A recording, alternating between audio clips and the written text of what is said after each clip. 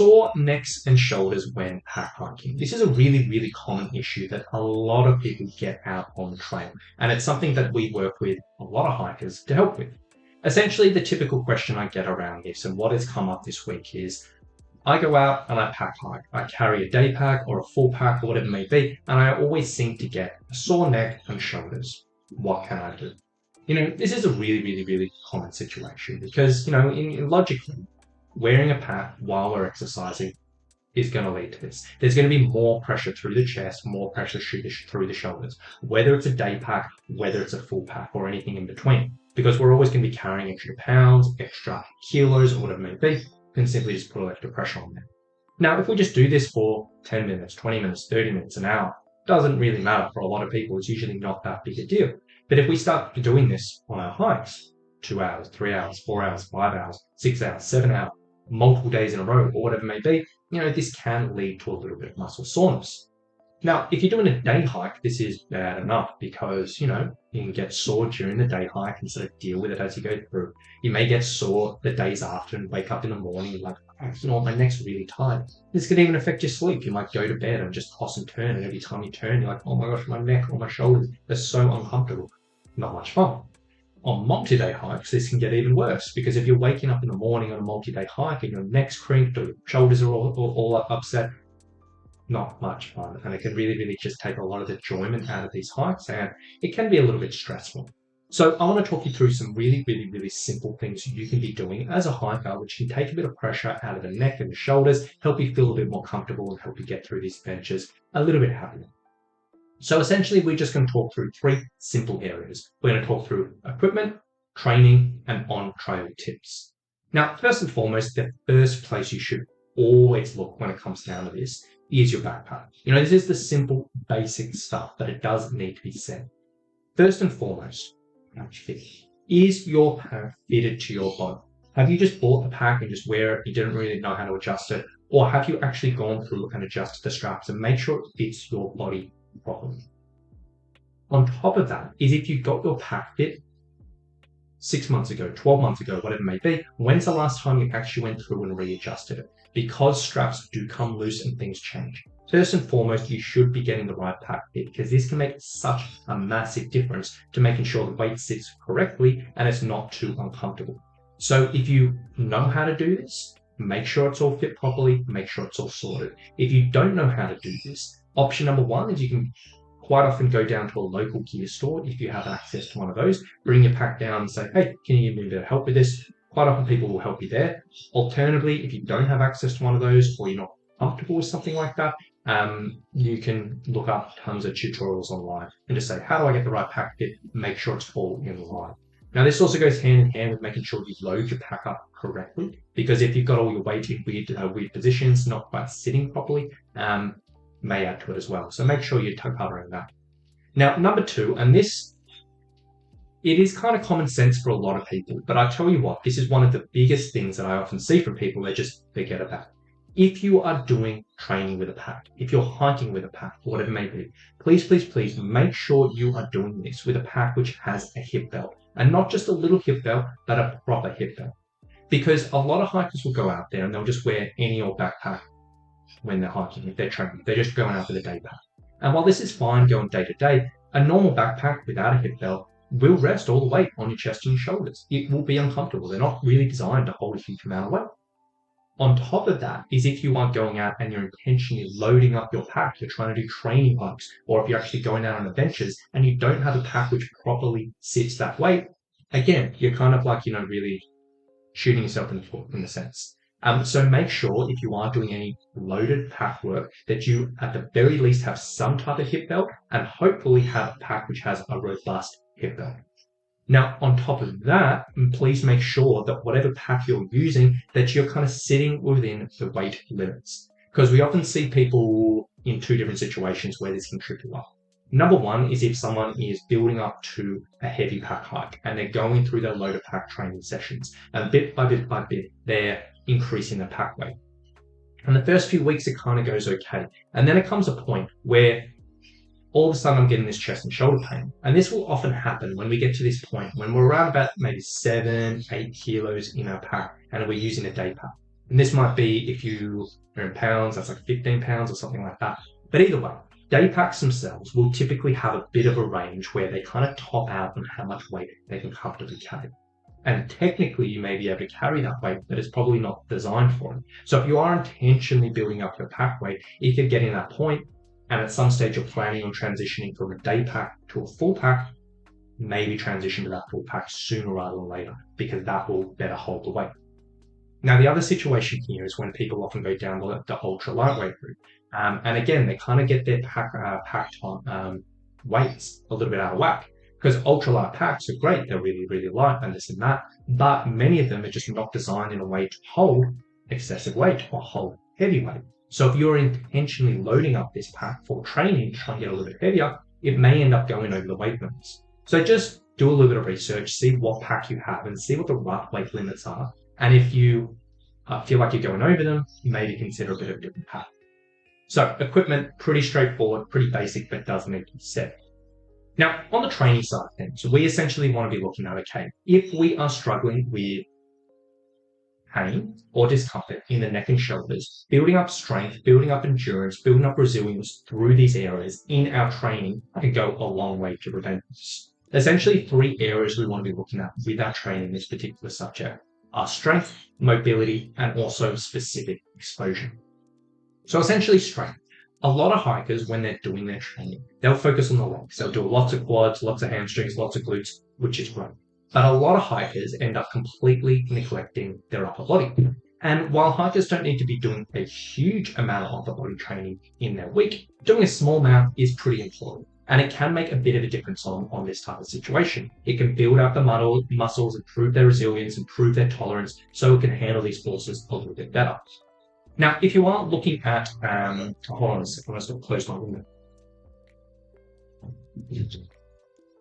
Now, if you are looking at a upper body strength for your hiking, typically what we want to be looking at, as with all of our training, we want to get a nice balance between the front and the back of the body. We want to get a balance between making sure all the muscles in the upper body are getting worked in one way or another. And an easy way to sort of look at this is balancing out what we call pushing exercises and pulling exercises. So essentially, pushing exercises are exactly what they sound like. Pushing a weight away from you or pushing a weight straight above your head. Those are pushing exercises. Pulling exercises are, again, the same. Pulling a weight towards you or pulling a weight from above towards you, either vertically or horizontally. So we want to kind of get a nice balance of that. So to give you a few exercise examples of what I typically get my hikers doing. First and foremost, I'll get all my hikers doing some type of pressing motion. So this is an example of a pressing exercise called a floor press. Very, very accessible for a lot of hikers. You can do this at home. You don't really need any equipment. You need to use dumbbells or even a loaded pack with this. The idea behind this exercise is working chest, the fronts of the shoulders, a little bit of the backs of the arms. Literally all we're doing is just straight down, straight up. Very, very simple. Now, you can do this off the floor, very, very simple. You can do this off a bench and make it increase the range of motion a little bit. You could even replace this with a push-up. It's pretty much the same thing as a push-up in regards to muscles work. Now, you may be wondering, okay, why are his hands pointed like that? If I've done this in the gym before, maybe I have my hands pointed the other way, like parallel. I quite like this neutral grip because it can be quite nice on the shoulder for a lot of people. Also can be quite nice or specifically for trekking poles. Some people like when they're trekking poles, certain muscles can get sore. This is a nice starting point for a lot of people. So this is sort of the first thing. Most hikers, I should say, will be doing something like this once in a week somewhere. Now, as we sort of said before, we typically want to balance this out with something for the back of the body. So a second option is doing something like a 3-point row, which is basically involved leaning on a chair or a bench or something like that. And all we're doing is basically pulling the weight up, little squeeze, and then coming down. Now, the intention behind this is working a bit of the biceps, but predominantly the upper back, and we're working through here. Again, you can use a backpack in this demonstration. You can use a dumbbell. It's a very, very versatile exercise. So both of these movements, they are what's called horizontal exercises. This one is a horizontal pushing exercise because you're literally pushing in a horizontal movement. And this one is a horizontal pulling exercise because you're pulling horizontally. And that can work out pretty well. Now, if a hiker is sort of just doing a couple of strength workouts in a week, in all honesty, you could do one of these on one day, one of these on the other day, and then the rest of your training end up doing legs and core and all of that. It works out pretty well. Now, if you did want to add in a little bit more, then you may consider doing some vertical stuff. So basically, this is an example of a vertical pushing movement where we've basically got a dumbbell, or again, you can do this with a pack, and you're literally just pushing it straight above your head. This one's predominantly working the shoulders, maybe a little bit of the triceps, and this is what we call a vertical pushing movement. Very, very simple. And then the third one, the last one I should say, okay, to balance all of this out, we've got a horizontal pushing movement, a horizontal pulling movement, a vertical pushing movement. Then we want to balance it out with a vertical pulling movement. So this particular one is an example. This isn't my video. This is Coach Josh, Josh Wood. He's awesome. Check him out. Follow his stuff on Instagram. He's really, really good. But basically, this is an example of a vertical pulling movement. This one can be a little bit tricky to set up if you're doing it at home. This is an option where you can kind of get a band and you can like attach it to something up here, or you can loop it around a door frame or something. And basically what you're doing is pulling down and coming up, and pulling down and coming up. And this can be a vertical movement. If you're in a gym, you can kind of use like a pull down machine. They're typically a little bit better, or a table machine where you're pulling weights down, or you could even do pull-ups or assisted pull-ups or something like that. But that works out pretty well. So on the strengthening side of things, for this specific thing, if we build up strength through the upper body, that can be beneficial. So I would typically either do 2, 3, 4 of these exercises in the week, depending on what you want. You don't really need to do loads and loads and loads of this, but you're getting some exposure. Now, number 2 is mobility. So we talk about strengthening. Another aspect that can kind of go into this is sometimes if we're very, very tight across the chest and the shoulders, we're very, very restricted and we feel like those muscles are really, really tight. This can lead to but making that soreness a little bit more uncomfortable. So doing a little bit of mobility work, a little bit of stretching work can be quite nice. So to give you a few examples of here, realistically, any stretch which stretches your shoulders or your chest can work out pretty well. This is one I quite like for this particular situation. It's basically called a single arm doorway slide.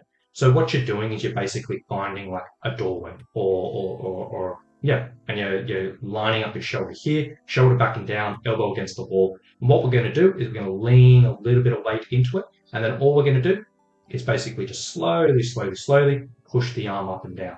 Like you'll probably notice there's probably going to be a bit of a stretch in the front of the shoulders, a bit of a stretch in the chest. This can work out pretty well. And we're essentially just trying to go up and down, up and down, up and down. On top of that, as we're going through, we're just trying to make sure we're not taking too much tension in the neck, which is quite often something people will do, but basically keep this nice and relaxed in the neck. So this is an option. You can also do this with 2 arms and basically have one arm here and one arm on the other side of the doorway and do both arms at a time. That works out pretty well. But realistically, anything that is going to be stretching the front of the shoulders and the chest can work pretty well. Also, anything that's going to be stretching the lats as well can also be quite nice and good. And what I would typically do is I would usually load in my mobility stuff as part of my strength workouts. And I like to use my mobility stuff in my rest periods. So I'd do a strength exercise, and instead of resting and sitting around doing nothing, I would do a bit of mobility so you can make good use of that time.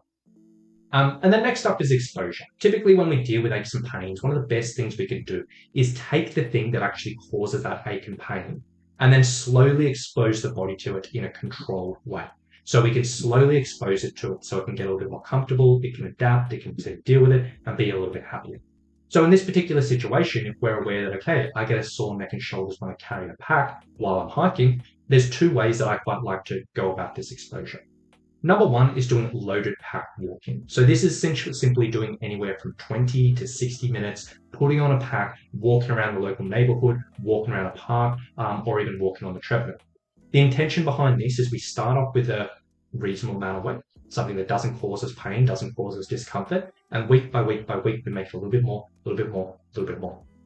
The idea behind this is because this walk is a little bit shorter, it is a little bit quicker, it's a little bit like more, you're not in the middle of nowhere, you can probably use a little bit more weight than you may use on your hiking because you're doing shorter. So you can expose the body, and you can expose the neck and the shoulders to this type of stress in a short period so it can be a bit more comfortable.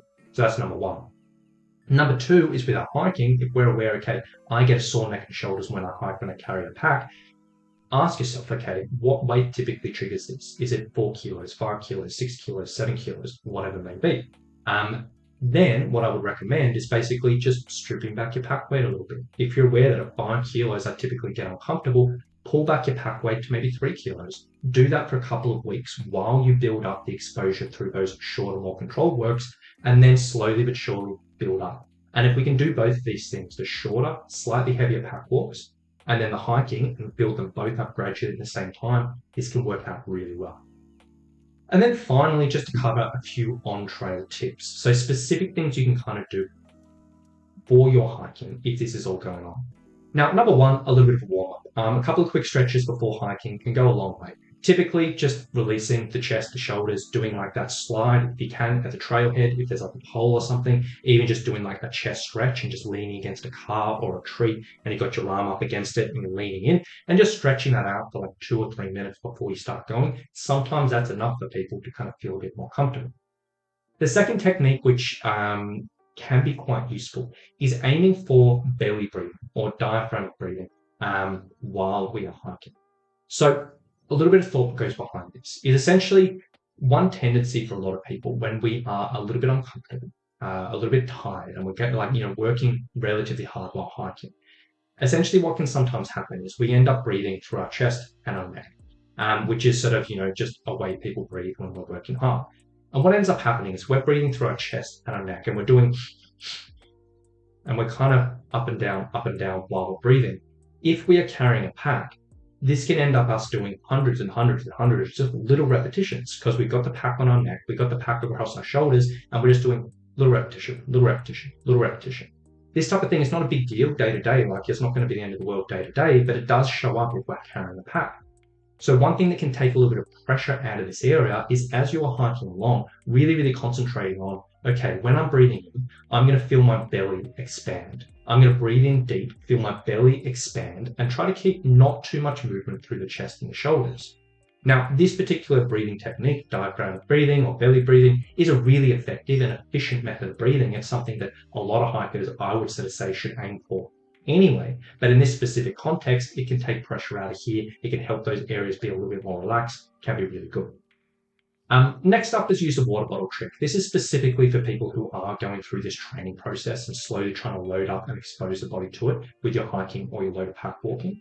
What I typically recommend is if you are doing this and you're intentionally loading up your pack, make sure at least 50% of your pack weight is made up in water bottles. And when you go out on your hike or when you go out and walk for as long as you can until you start to feel that discomfort, until you start to feel that pain. And once you do start feeling that, as opposed to just pushing through and dealing with it, take some water and dump it out. And maybe even dump out all your water except your actual drinking water. Now, I personally really like this because as opposed to you getting uncomfortable and just pushing and pushing and pushing, and then you end up with a really sore neck at the end, this gives you a little bit of variation. This can actually give you the opportunity to expose the body to heavier pack weights and challenge yourself slightly, but also just do it in a way which isn't going to overload things too much. And then finally, just stretch as needed. If you are hiking and going along and that's getting uncomfortable, take a moment here and there, do some stretches. Do a little bit of self-management, stretch out the chest, stretch out the neck, do some little neck stretches, stretch out the back or whatever it is, and just doing little bits and pieces of that through the day, it can go a long way. So when it comes down to it, getting a sore neck and shoulders while pack hiking, it's pretty common. A lot of people deal with it. Definitely make sure you're on top of your equipment. Definitely make sure you're doing some things in your training to help build up your resilience, your tolerance to this. And when you're on the trail, hopefully there's a few tips which can make a bit of a difference there.